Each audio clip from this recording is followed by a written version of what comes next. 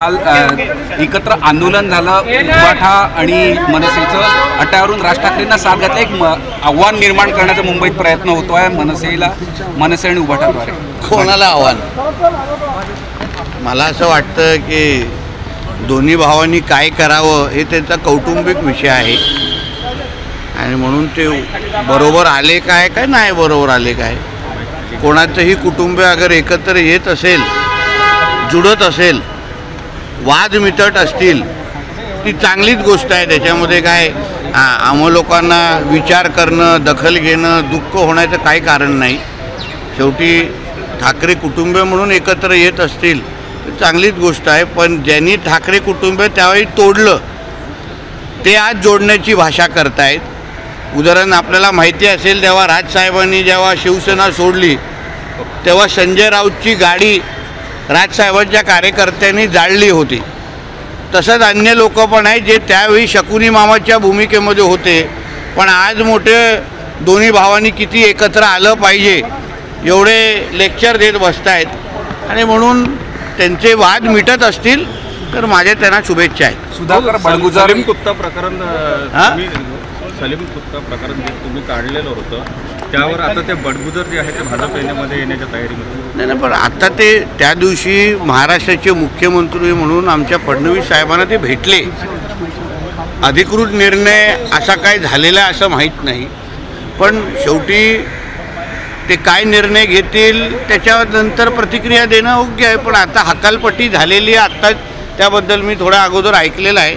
आता बघू, जेव्हा जेव्हा तिथे काही निर्णय येतील तेव्हा आपण विचार. म्हटलेला की तुम्ही दोन जातीत तेढ निर्माण होईल अशी वक्तव्य करतात आणि समजा राज्यात काही तेढ निर्माण झाली तर तुम्हाला ते त्यांच्याकडे असलेल्या अधिकाऱ्यांना कायद्यानं नोटीस देऊन चौकशीला बोलावतील. मुळामध्ये एका मोठ्या जबाबदार पदावर बसलेल्या व्यक्तीने जबाबदाऱ्यांनी भूमिका घेतलं पाहिजे असा मानणाऱ्यापैकी मी आहे. जेव्हा तुम्ही अल्पसंख्याचे जे काय महामंडळाचे अध्यक्ष असता तेव्हा खरं म्हटलं तर तुम्ही समाजाला, मुस्लिम समाजाला, अल्पसंख्याक समाजाला एकत्र कसं करू शकता, प्रबोधन कसं करू शकता, हिंदू मुसलमान कसं करू शकत नाही, ह्यावर खरं म्हटलं तर तुम्ही भूमिका मांडली पाहिजे. आत्ता जी त्यांची भूमिका आहे ही खरं म्हटलं तर इस्लामला बदनाम करणारीच आहे अशी माझी भूमिका आहे. कारण का अशाच इको फ्रेंडली होळी करा, इको फ्रेंडली दिवाळी करा, फटाके मुक्त दिवाळी करा, असे असंख्य सल्ले हिंदू समाजाला दिले जातात. मग हिंदू समाज म्हणून आपल्या जे काही सणासुदी आहेत त्याचं फटाके वाजवण्याचं एक वेगळं महत्त्व आहे. रंग उडवणाऱ्या रंगपंचमीचे एक वेगळं महत्त्व आहे. त्या सगळ्याला बाजूला ठेवून इको फ्रेंडली ड्राय होळी काय, फटाके न वाजवण्याची भूमिका हिंदू समाज घेतोच ना. तेव्हा आम्ही असं दुसऱ्या धर्माला नावं ठेवत बसत नाही. तेव्हा अशी जोर जबरदस्ती करत बसत नाही. तेव्हा हिंदू समाज कोणाला आपला धाक दाखवत नाही की हम लोग तो भी बकरा काटेंगे ही, असं आम्ही बोलत नाही. हिंदू समाज म्हणून जेव्हा जेव्हा असे कोणीही पर्यावरणाच्या निमित्ताने आवाहन करतात तेव्हा आमच्या धर्मामध्ये रंगपंचमीला, आमच्या धर्मामध्ये फटाके फोडण्याला कितीही महत्त्व असला तरी हिंदू समाज त्याचं पालन करतो. माझं म्हणणं आहे की तोच विचार मुसलमान समाजाने करावा एवढी माझी स्पष्ट भूमिका, आमची सल्ला होता तो की जसं हिंदू समाज सगळ्यांचं ऐकतो, पर्यावरणवाद्यांचं ऐकतो, फटाके वाजवत नाही, रंगपंचमी खेळत नाही, तसंच अन्य मुस्लिम धर्मांनी अगर इको फ्रेंडली बकरी ईद केली तर त्याच्यामध्ये वाईट काय? उलटा चांगलाच सल्ला आहे हा. ह्याच्यामध्ये हिंदू मुसलमान कसं होतं हे त्यांनी दाखवावं. उलटं जे काही तुम्ही विरोध करताय, इको फ्रेंडली जे सल्ले देताय, त्यांना जे काही तुम्ही नावं आणि शिव्या देताय, हिंदू मुसलमान जे करतायत ना, तुम्ही अप्रत्यक्ष पद्धतीने इस्लामच्या बाबतीमध्ये अजून गैरसमज पसरवताय की कोण अगर चांगला सल्ला देत असेल तर ते इस्लाममध्ये मान्य नाही. हेच यांच्यासारखे लोक बाहेर येऊन दाखवत आहेत. त्यांनी असंही म्हटलं की तुम्ही फडणवीसांचं नाव चुकीच्या पद्धतीने कोट करता आणि महाराष्ट्र बर्बाद करायला तुम्ही. महाराष्ट्रामध्ये अगर आपल्याला शांती आणि लॉ अँड ऑर्डर अगर आपल्याला कायद्याने सुव्यवस्था राखायचं असेल, आज बकरी ईदच्यामुळे असंख्य हिंदू समाजाचे राहणारे जे नागरिक आहेत ते अस्वस्थ आहेत. कारण का बकरी ईदच्या वेळी त्यांच्या सोसायट्यांमध्ये बकरे कापले जाणार, त्याच्यामध्ये वास दुर्गंधी या सगळ्या गोष्टीमुळे दोन्ही समाजामध्ये वाद होणार आहेत. उद्या हिंदू आणि मुसलमानच्या नावाने दंगली पण होऊ शकतात. तर हे थांबवण्यासाठी अगर कोण सल्ले देत असतील, अगर कोणी सूचना देत, ज्या हिंदू धर्माला पण भेटतात, आपल्याला हिंदू धर्माला सांगितलं जातं की नाही की तुम्ही इको फ्रेंडली होळी करा, आता गणेश चतुर्थी आल्यावर तुम्ही अशीच मूर्ती बनवा, तशीच मूर्ती बनवा, सांगितली जाते की नाही. तर हिंदू समाज तेव्हा असं येऊन आक्रोश दाखवतो का, राग दाखवतो का, जोर जबरदस्ती करतो का. काल अबू आझमी म्हटले हम बकरा काटेंगे, असा हिंदू समाजाने भूमिका घेतली. कोण कितना भी इको फ्रेंडली बोलेगा तो भी हम रंगपंचमी करेंगे, फटाके जोरदार बजाएंगे, अशी भूमिका घेतली. म्हणजे हिंदू धर्माची विशालता आणि महत्त्व ह्याच्यातून आपल्याला कळतं.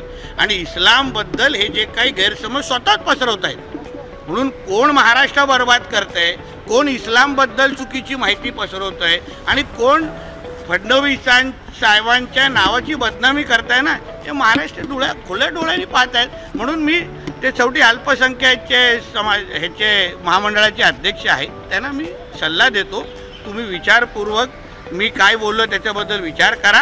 आणि तुम्ही मुस्लिम समाजाला तुम्ही आह्वान करायला पाहिजे कि चलो नितेश राणे जी बोल रहे हैं वो अपने हित में बोल रहे हैं, अपन इको फ्रेंडली बकरी ईद मनाते हैं, वर्चुअल बकरी काटते हैं, असं बोललं तर काय चुकीचं ठरणार नाही. तुम्ही आता बोलतात की या बकरी ईदवरून जे आहे ते राज्यामध्ये दंगली होऊ शकतात, असे की तुमच्याकडे इनपुट्स आहेत का? आणि अहो इनपुटचा शक्यता आहे, कारण का दोन समाजामध्ये तेढ निर्माण होऊ शकतात ना. आम्ही असल्यामुळे दंगली होण्याचं काही कारण राहत नाही, पण अशा दोन समाजामध्ये तेढ निर्माण होऊ शकतात ना. आता त्याच्यामुळे काही सोसायट्यांमध्ये लोक हिंदू समाज एवढं त्रासलेले आहेत की त्यांचं म्हणणं आहे की बाबा आपण बकरे इथे कापूच नाही. म्हणून अगर शांत पद्धतीने अगर आपल्याला महाराष्ट्र ठेवायचं असेल तर इको फ्रेंडली बकरी ईदचा पर्याय, जसं आम्ही इको फ्रेंडली होली हिंदू धर्म करतात, इको फ्रेंडली दिवाळी करतात, तसं इको फ्रेंडली बकरी ईद करण्यामध्ये काही उलट देखे. उनको क्या करना है वो मैं नहीं रोक सकता, क्योंकि वो टीवी के ऊपर मेरी आलोचना करते हैं, सामने आने के बाद हाथ जोड़ के खड़े रहते हैं, ऐसा है. तो उनके वो क्या करने वाले हो मैं उनको, मगर मैं उनको अगर उन्होंने मेरे स्टेटमेंट के बारे में अच्छी तरह से सोचा और वो आज जिम्मेदार पोस्ट पे है, उन्होंने अगर अपने मुस्लिम धर्मीय को लोगों को एक पत्र लिख के अगर उन्होंने आह्वान किया कि चलो नितेश राणे जी बोल रहे हैं, आज हम लोग को इस तरीके का पर्यावरण में एनवायरनमेंट फ्रेंडली अगर हम लोग बकरी ईद मना सकते हैं, पशु प्रेमी कितने बकरे काटे जाते हैं, तो इसको उनकी सबकी अगर जान बचानी है तो चलो अपन वर्चुअल बकरी ईद करते हैं. बहुत अलग अलग तरीके हैं, बहुत अलग अलग लोग वर्चुअल बकरी ईद करने की कोशिश करते हैं, उसमें गलत नहीं है. तो इसलिए अगर कल अल्पसंख्यक अध्यक्ष ने अगर उस तरीके का आह्वान किया तो इस्लाम के बारे में लोगों को और सम्मान बढ़ेगा. ये गवर्नमेंट की राय है क्या वर्चुअल बकरी ईद मनाई जाए, ये महाराष्ट्र सरकार की राय है? नहीं, ये मेरी एक सलाह है, मेरी एक सलाह है. अभी हमको जब भी हिंदू त्योहारों के पहले जो कोई हमको एडवाइस देते वो महाराष्ट्र गवर्नमेंट के माध्यम से आते हैं क्या? वो कोई तो सेलिब्रिटी आएंगे जो घर में कितने ही ज़्यादा तो मतलब किसी भी रंग से खेलेंगे, टीवी के सामने आके तुमको ड्राई होली बताएंगे आपको.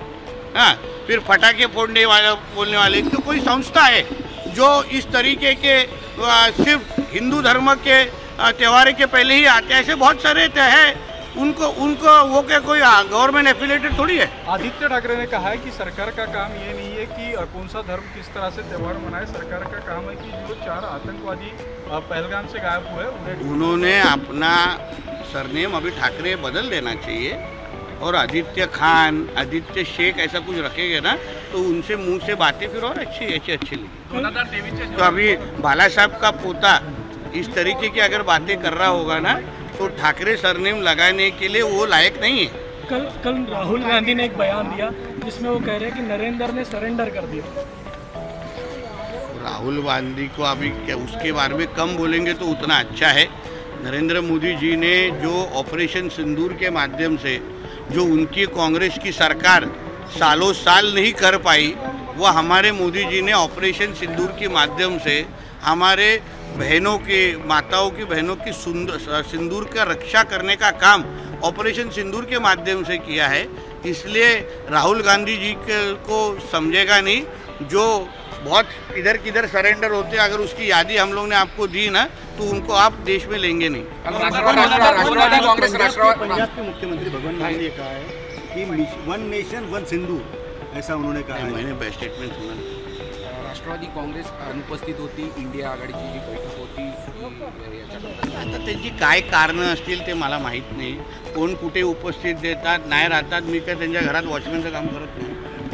राणेसाहेब 2023 नुसार नवीन जे मच्छीमारांसाठी परवाने आहे ते घेता येऊ शकते, म्हटलं कुठंतरी पारंपरिक हे जो मी उचललेला आहे त्याच्यामध्ये 0 ते 500 हे पर्यंतचे जे काही हेक्टरपर्यंतचे जे काही तलाव आहे, छोटे जे तलाव आहे एकदम छोटे, त्यांच्यावर तो स्टे लागू नाही आहे।